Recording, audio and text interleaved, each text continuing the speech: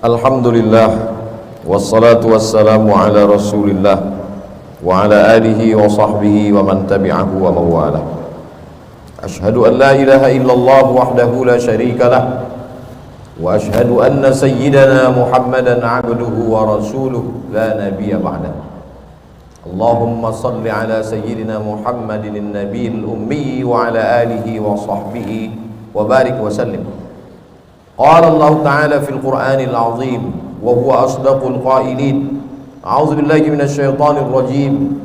Ya ayyuhalladzina amanu taqullaha haqqa tuqatih wa la tamutunna illa wa antum muslimun.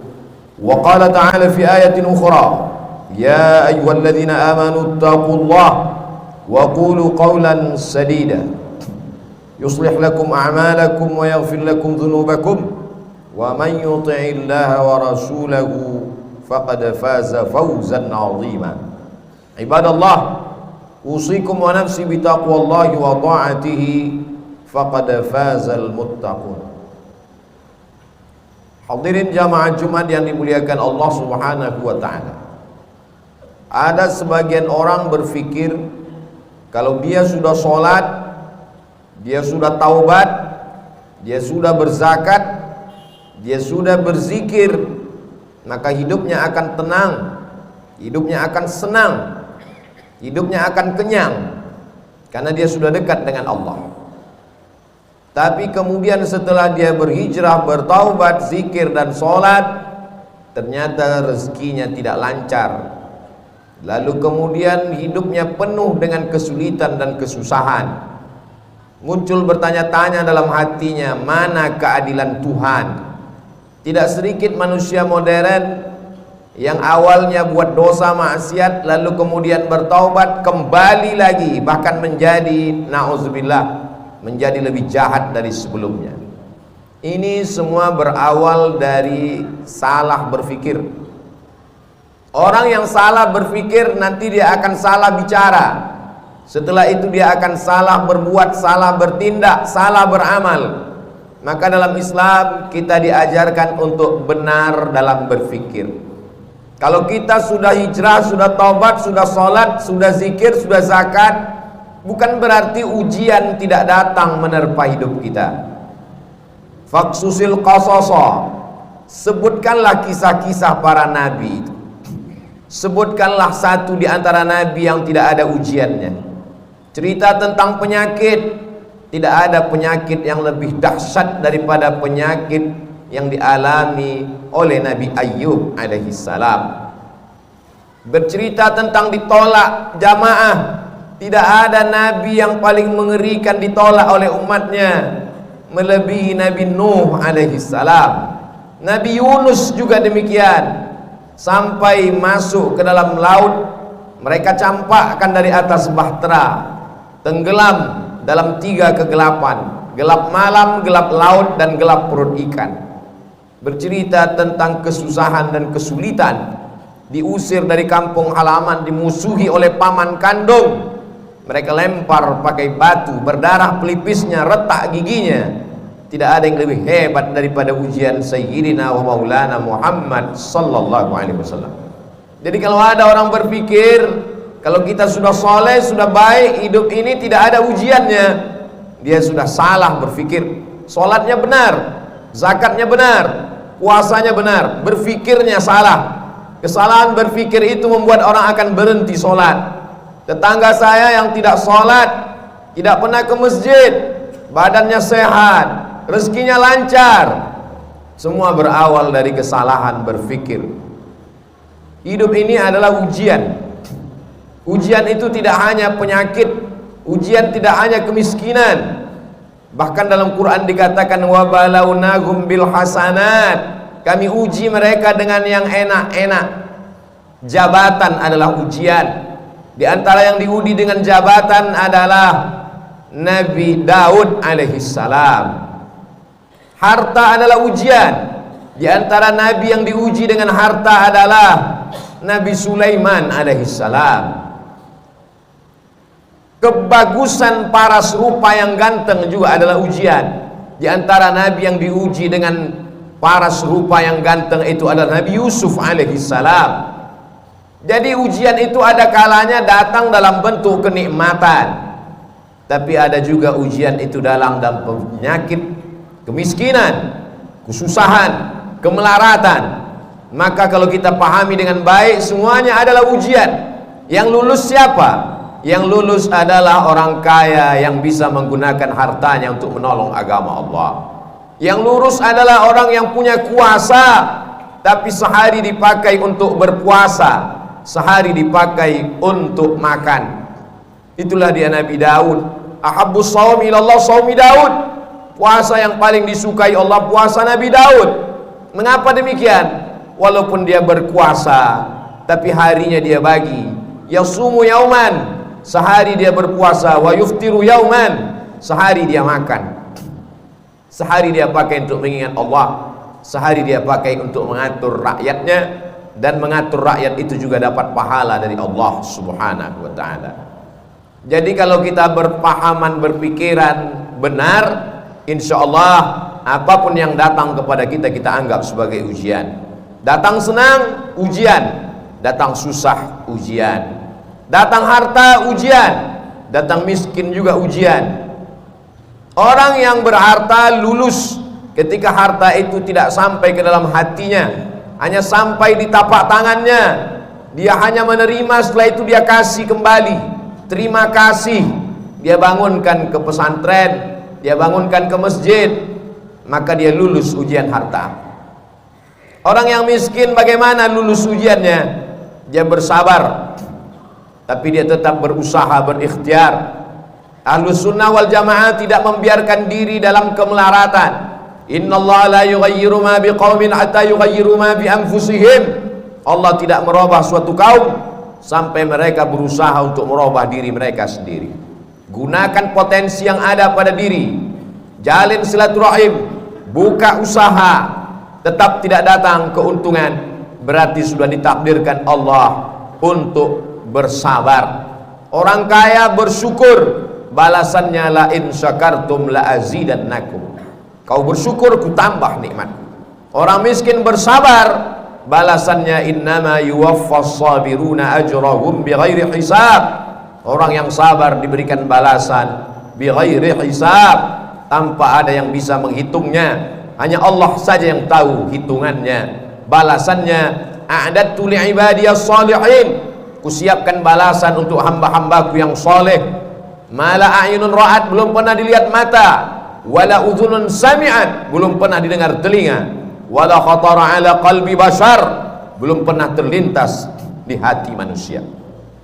Kalau sudah benar pemahaman kita bahwa nabi-nabi, rasul-rasul yang dekat dengan Allah pun diuji dengan penyakit, diuji dengan musibah, diuji dengan berbagai macam ujian, dan ada di antara mereka yang diuji dengan kekuasaan, dengan harta, dengan paras rupa. Ada di antara mereka yang diuji dengan kesakitan, kemelaratan, terusir dari kaumnya. Fahamlah kita bahwa kalau kita sholat, kita bisa kaya, kita juga bisa susah. Kalau kita sudah hijrah, sudah taubat, kita bisa sehat, kita pun juga bisa sakit.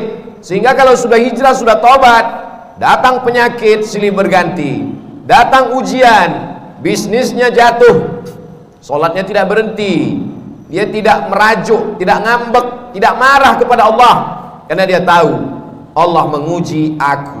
Liyabluwani, Allah sedang menguji aku. Aashkur, apakah aku bersyukur? Am akfur, atau aku menjadi kufur kepada Allah subhanahu wa ta'ala. Semua berawal dari kesalahan berfikir. Afala tatafakkarun, kenapa kamu tidak berfikir? Afala ta'qilun, kenapa tidak menggunakan akal pikiran? Tidak ada yang sulit bagi Allah subhanahu wa ta'ala. Allah maha kuasa, fa'alul lima yurid. Dia berbuat sesuai kehendaknya, bukan kehendak atasannya. Dia tidak punya atasan. Wa huwa ala kulli syai'in qadir. Dia maha kuasa atas segala sesuatu, tidak ada yang menguasainya. Tidak ada yang perlu membutuhkan proses waktu bagi Allah. Innama amruhu idza arada syai'an ay yaqula lahu kun fayakun. Maka ketika Nabi Ayyub alaihissalam makin parah penyakitnya, Dia tidak mengeluh kepada Allah. Dia tidak mengatakan aku ini nabi, kenapa aku bisa sakit. Dia hanya berkata, Rabbi anni massaniyad durru wa anta arhamur rahimin. Rabbi, ya Allah, anni, aku, massaniyad durru, aku kena penyakit, wa anta arhamur rahimin, engkau maha penyayang di antara yang sayang. Kalau kita teliti satu persatu doa Nabi Ayub itu, tidak ada dia minta sembuh. Rabbi, ya Allah, anni, sesungguhnya aku, massaniyad durru, aku kena penyakit, wa anta arhamur rahimin, engkau maha penyayang di antara yang sayang. Lalu di mana kita yang meneteskan air mata hanya karena sesuatu yang belum ada apa-apanya dibandingkan Nabi Ayub alaihissalam. Anaknya meninggal, kebunnya kering kerontang, hujan tidak turun, binatang ternaknya mati semua, malang tak dapat ditolak, untung tak dapat diraih, penyakit datang silih berganti. Imannya tidak berubah. Dia malu meminta kepada Allah subhanahu wa ta'ala. Begitu juga ketika Nabi Yunus alaihissalam masuk ke dalam perut ikan, dia tidak ada mengeluh, dia tidak ada meminta kepada Allah. Dia hanya berkata, la ilaha illa anta subhanak inni kuntu minadh dhalimin. Sekarang kita teliti satu-satu perkata doanya itu. La ilaha, tiada Tuhan, illa anta, melainkan engkau, subhanak, maha suci engkau, inni, sesungguhnya aku, kuntu minadh dhalimin, aku termasuk orang yang zalim. Tidak ada dia minta keluarkan aku dari perut ikan ini, ya Allah, aku ini nabi, kenapa aku terusir dari kampungku? Mengapa aku ketika diundi di antara para penumpang kapal, kenapa namaku yang keluar sehingga aku yang terbuang? Kenapa aku ditelan ikan? Tidak ada. Dia hanya berkata, la ilaha illa anta subhanak inni kuntu minadh dhalimin. Mereka adalah orang-orang yang sudah putus hakikat tauhidnya. Bagi mereka diikuti umat dengan tidak diikuti sama saja. Antara senang dengan lapar sama, karena yang memberikan kenyang juga dia, yang memberikan lapar juga dia. Hari ini begitu banyak orang yang berkata alhamdulillah ketika kenyang, lupa kepada Allah saat lapar. Atau ada juga terjadi sebaliknya, waktu lapar ingat Allah, setelah kenyang lupa kepada Allah. Yang kau minta saat kau susah, dia juga yang kau minta saat kau lapar. Yang kau minta saat kau senang, dia juga yang kau sembah saat kau susah. Allah, qul huwallah, dialah Allah. Tidak ada Tuhan baik, tidak ada Tuhan jahat. Seperti mereka yang mengatakan ada Tuhan yang baik, ada Tuhan yang jahat. Banyak sekali Tuhan-Tuhan yang disembah. Dalam Islam kita hanya meyakini la ilaha illallah, dialah yang maha baik. Kalau ada sesuatu yang tidak menyenangkan kita datang menimpa kita, menurut kita itu tidak baik, tapi menurut Allah itu baik. Hubungan kita dengan Allah dibangun dengan dua cara. Yang pertama husnuzan, kita sudah berusaha all out, mengerahkan segenap potensi diri, terjadi tidak sesuai dengan yang diinginkan, kita hanya mampu berhusnuzan kepada Allah. Berarti Allah punya rencana yang lebih baik, yang lebih indah daripada rencana kita. Puncak daripada hubungan pada Allah adalah ridha. Makanya sebelum matahari terbit, di awal hari kita sudah mengatakan raditu billahi rabba, aku ridha kepada engkau ya Allah. Apapun yang kau berikan kepadaku, aku ridha. Kau berikan sehat, aku ridha. Kau berikan sakit, aku pun ridha. Tapi tetap berusaha berobat. Kau berikan aku kaya, aku ridha. Kau berikan susah, aku tetap juga ridha. Namun tetap berusaha, berikhtiar, membuka segala usaha. Orang yang masuk ke dalam surga itu nanti ditanya Allah, ya ahlal jannah, hai penghuni surga, kamu sudah mendapatkan semua balasan, mau apa lagi? Penghuni surga menjawab, ada satu yang belum kami dapat. Apa? Ridhaka, kami belum dapat ridhamu. Yang lain kami sudah dapat. Kata Allah, yang dapat ridhaku cuma satu, orang yang ridha menerima takdir. Maka makam yang paling tinggi adalah makam ridha. Nabi Muhammad sampai ke maqam itu. Wala saufa yu'tika rabbuka fatarda. Allah memberikan apapun yang kau mau. Kenapa? Karena engkau ridha. Man lam yarda biqada'i, siapa yang tidak ridha menerima takdirku, walam yasbir bi balai, tidak sabar menerima ujianku, falyatlub rabban siwaya, carilah Tuhan selain aku. Syirik, kafir, murtad, na'udzubillah wal iyazubillah. Allah menyelamatkan kita sampai anak cucu kita hingga hari kiamat daripada berpaling daripada Allah hanya gara-gara tidak tahan menerima ujian. Tidak ada yang bisa menguatkan hati kita kecuali Allah. Wasta'inu, minta tolonglah kepada Allah, bisabri, dengan banyak-banyak sabar, wassalah, dengan banyak-banyak salat. Kalau ujian hidup ini berat, angkat kedua tangan. Besar ujian ini, lebih besar Allah. Allahu Akbar. Setelah itu katakan dalam hati, Allahu Akbar kabira. Tidak ada apa-apanya ujian ini, engkau lebih besar. Walhamdulillahi katsira, segala puji hanya milik engkau. Wa subhanallahi bukratan wa asila, pagi petang siang dan malam yang suci hanya engkau. Aku adalah makhluk yang kotor, banyak silap, banyak salah, banyak dosa. Setelah itu mengakulah kepada Allah, wajjahtu wajhiya, aku hadapkan wajahku kepadamu ya Allah. Wajjahtu wajhiya lilladzi fataras samawati wal arda hanifan musliman wa ma ana minal musyrikin. Serahkan semuanya pada Allah. Inna salati wa nusuki wa mahyaya wa mamati lillahi rabbil alamin. Jangan meminta kepada dukun, jangan minta kepada benda keramat. La syarika lahu wa bidzalika umirtu wa ana minal muslimin. Aku orang yang berserah diri kepadamu. Wala tamutunna illa wa antum muslimun. Jangan mati melainkan dalam keadaan muslim. Siapa muslim? Bersyahadat, salat, zakat, puasa, haji. Ya, tapi muslim yang sesungguhnya orang yang menyerahkan dirinya kepada Allah Subhanahu wa ta'ala. Barakallahu li wa lakum fil Qur'anil azim wa nafa'ani wa iyyakum bima fihi minal ayati wa dzikril hakim. وتقبل مني ومنكم تلاوته إنه هو الغفور الرحيم. بسم الله.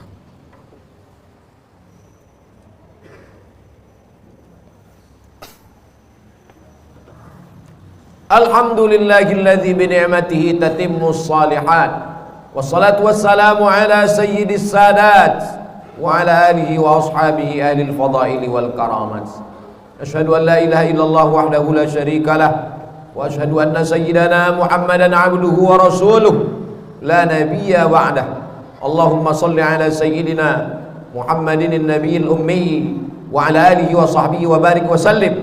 قال الله تعالى في القرآن العظيم وهو أصدق القائلين: أعوذ بالله من الشيطان الرجيم بسم الله الرحمن الرحيم والعصر إن الإنسان لفي خسر إلا الذين آمنوا وعملوا الصالحات وتواصوا بالحق وتواصوا بالصبر. وقال تعالى في آية أخرى: إن الله وملائكته يصلون على النبي يا أيها الذين آمنوا صلوا عليه وسلموا تسليما.